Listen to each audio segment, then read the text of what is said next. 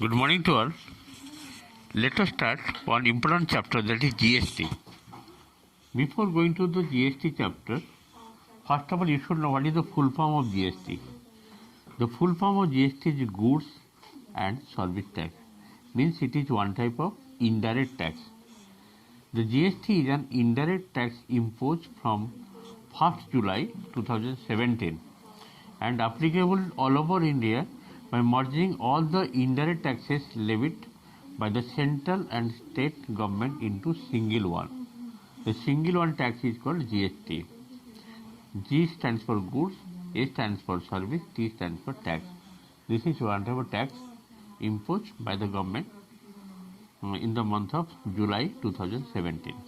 Thus, by the introduction of the GST, all the indirect taxes clubbed into the single tax, that is GST.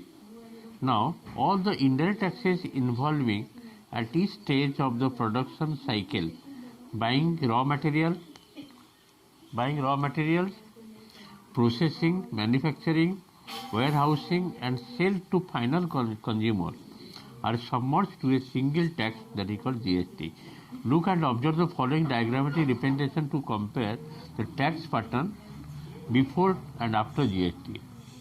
Before GST there was VAT, buying material or buying raw materials.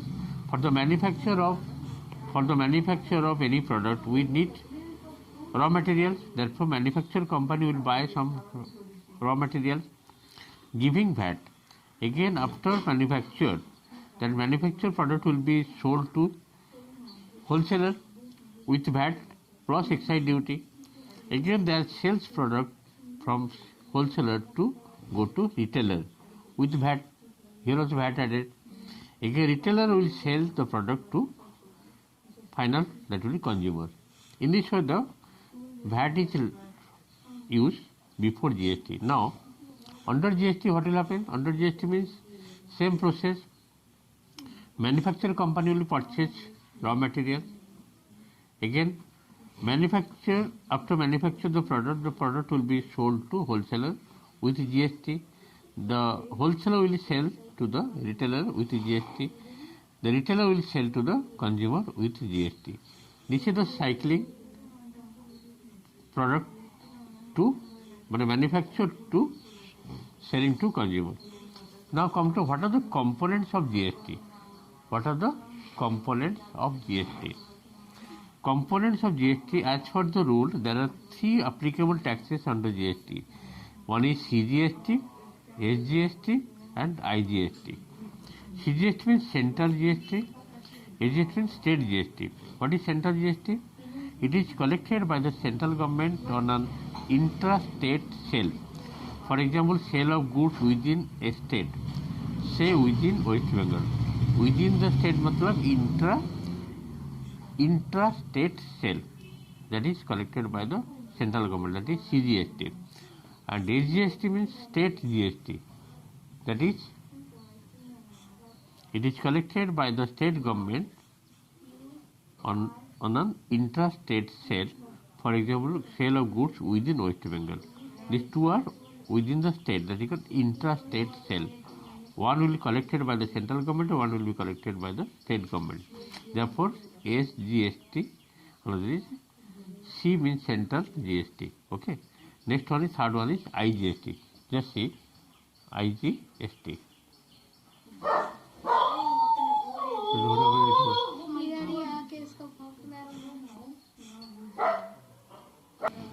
Let us take one question. Let me discuss. A dealer in Karnataka sells goods to a consumer in Karnataka within state worth 20,000. If the rate of GST 10%, find the shares of GST for both the state and the central government. Here goods are sold within a state, within Karnataka, so 10% GST of 20,000 would be equally shared between the state Karnataka and center India. We can also say that 5% GST will go to the Karnataka and 5% GST will go to the center. Therefore, CGST, that is center share, 5% of 20,000 coming 1,000. And state share, that is SGST, 5%. Total 10% is half.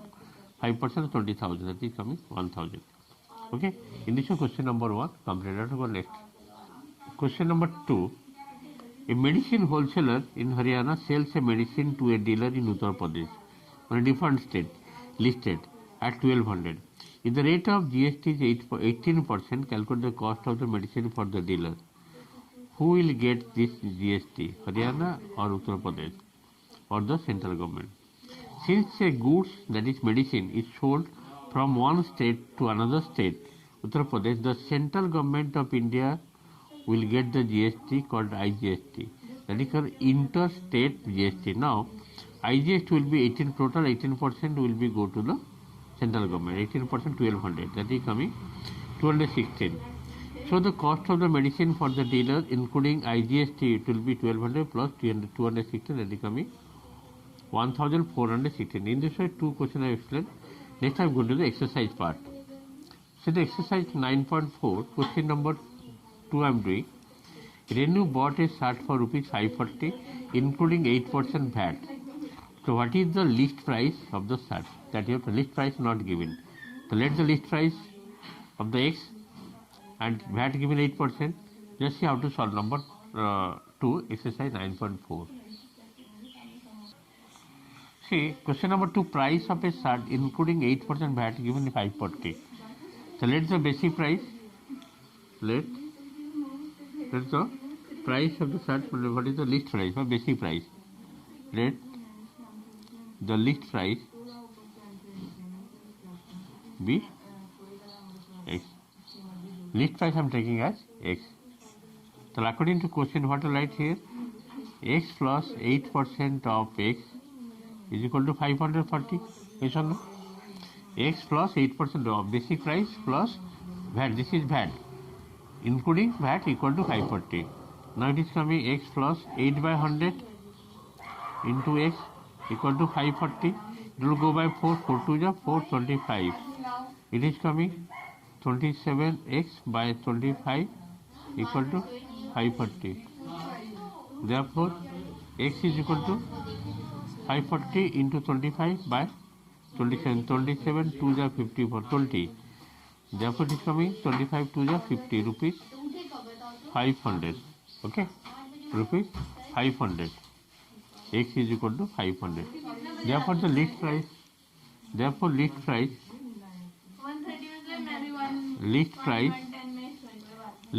of the shirt equal to rupees 500. Rupees 500. In this way, question number 2 completed. Let us go next number. Question number 3. Irfan purchased a watch for rupees 540. If the rate of sale tax is 10%, and the total amount will pay to shopkeeper, and bill amount. The basic price is given 540 and sale tax given 10%. And how much you have to pay to the shopkeeper, including tax. Let's see how to solve. Here, list price of the watch given rupees 540 and sale tax given 10%. Sale tax given 10%. Therefore, final price will be 540 plus 10% of 540.